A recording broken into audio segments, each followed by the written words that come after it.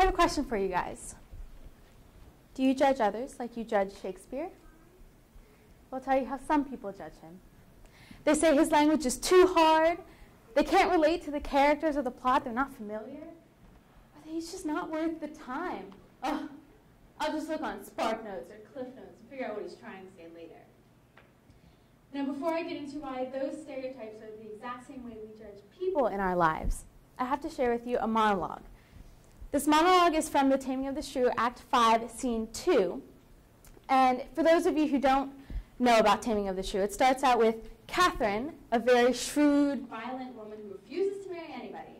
So then, of course, with her parents' consent, a man named Petruchio comes along and decides to marry her and take her to the forest and proceeds to tame Kate, hence the name The Taming of the Shrew.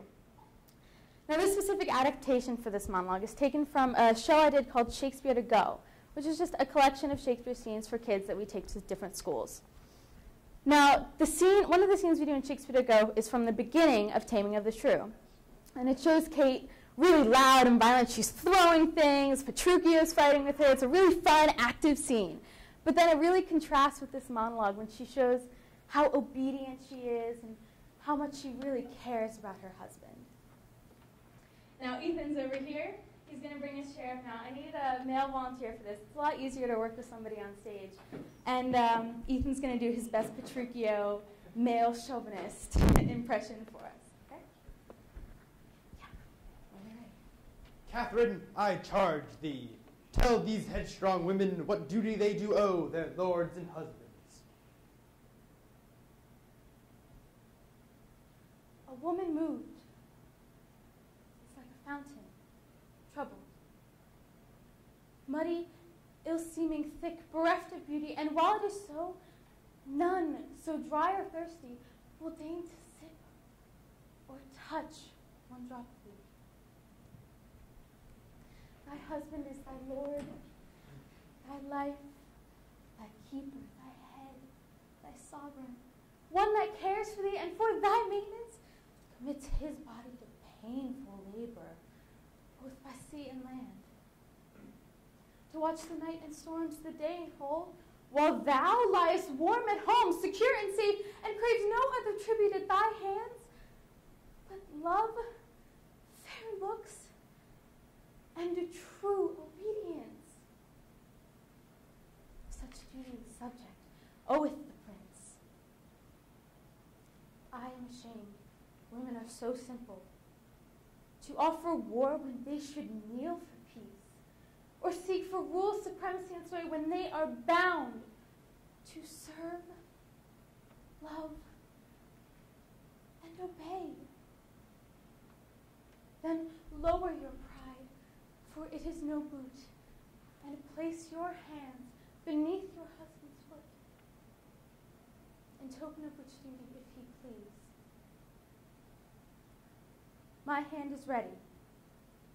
May it do needs. Thank you, Ethan. Round of applause for Ethan.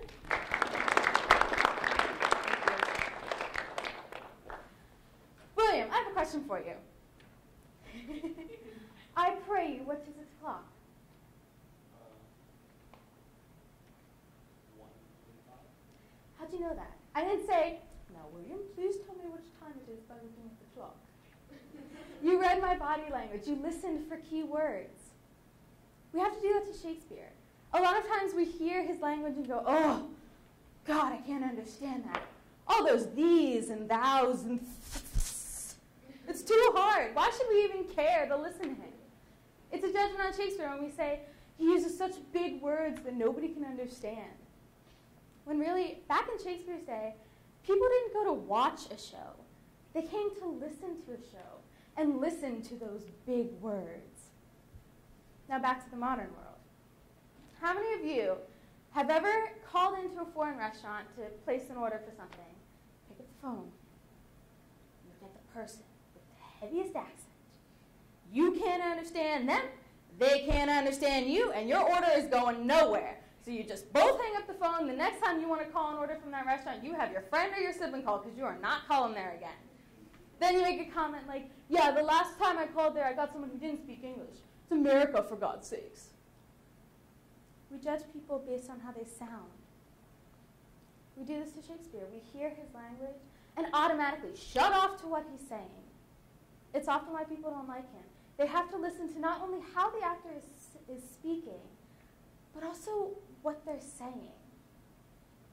So I asked you guys, when you hear the start of a Shakespeare play, or in this case, when you hear somebody with a difficult accent, or somebody that's really hard to understand, be careful not to shut off.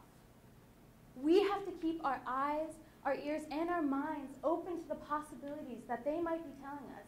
And if we shut off, we're never going to hear that. Now, here's a line from Shakespeare you all might recognize. Romeo, Romeo, wherefore art thou Romeo?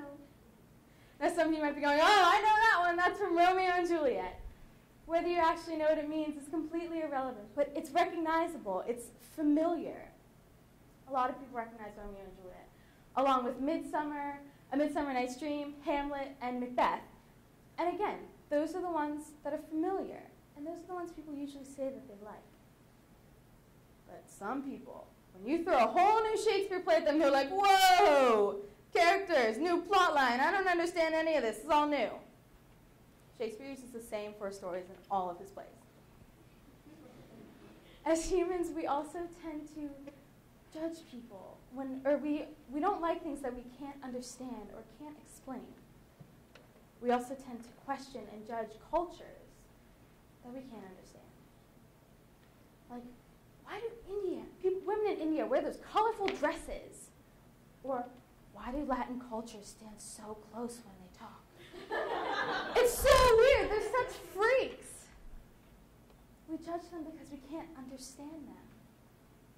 But when we take that time to learn something about somebody else, whether it's about the way they live or an experience they've had, it opens up all new doors to us to see why their reaction to a situation might be completely different than the reaction we have.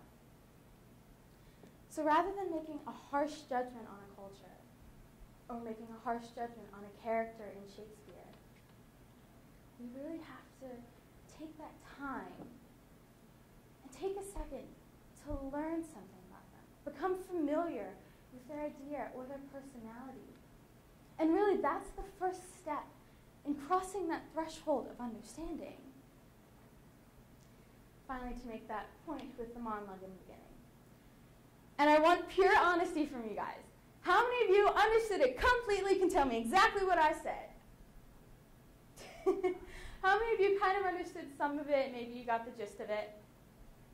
Good, that's good. How many of you, I started speaking Shakespeare, and you shut off, you were like, I don't even care. Honesty, remember? How many of you, for school, if you had to look this up, or if you had to find out about this for school, you would go on Spark Notes or Cliff Notes and just look up and try and figure out what Shakespeare is trying to say? How many of you would read the play, figure out what was going on, try to understand Catherine's point of view, and then try to figure out what she was trying to say? Yeah, cool. Well, I'm going to save those of you who would look up Spark Notes. I'll save you some time. I have a translation here.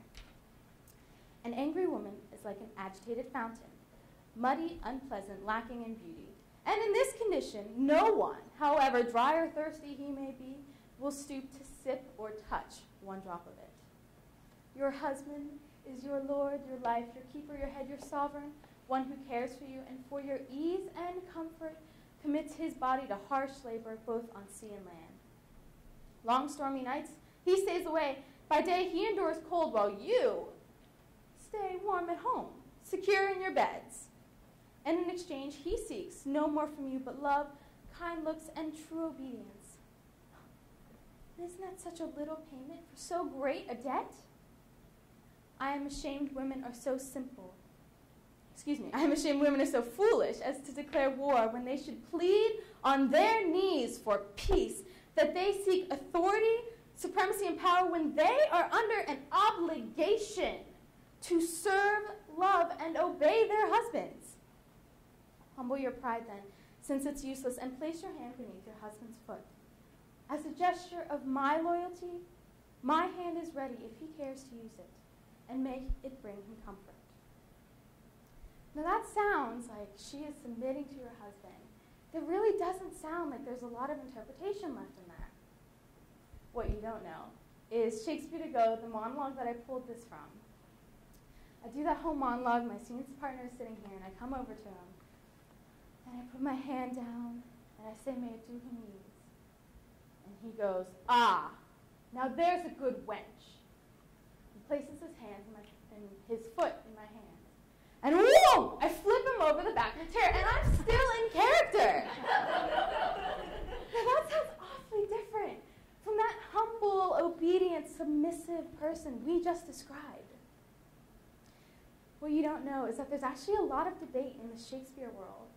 And really, Shakespeare's the only one who knows this. But the debate is whether Catherine actually changes throughout the show, or if she just does this to appease her husband and then makes a fool out of him.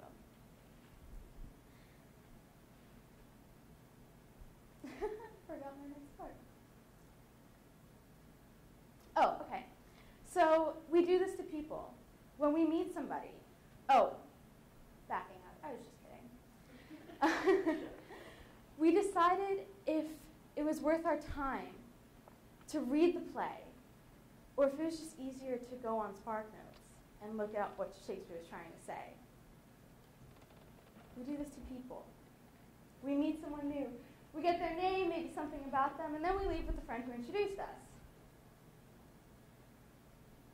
We decided if they were worth our time, just like we did with the monologue. When we meet somebody, we decide if they're worth our time. With Shakespeare, we decide if he is worth our time. So I ask you all again, do you judge others like you judge Shakespeare? Some answers may have changed, and some may not have. I'm not here to make you go become best friends with your enemy, or to go read all of Shakespeare's plays and sonnets. But I do ask that you put a little more effort into the people around you. Try to understand the guy at that foreign restaurant. Ask somebody a question, and actually listen to the answer before assuming that you already know it.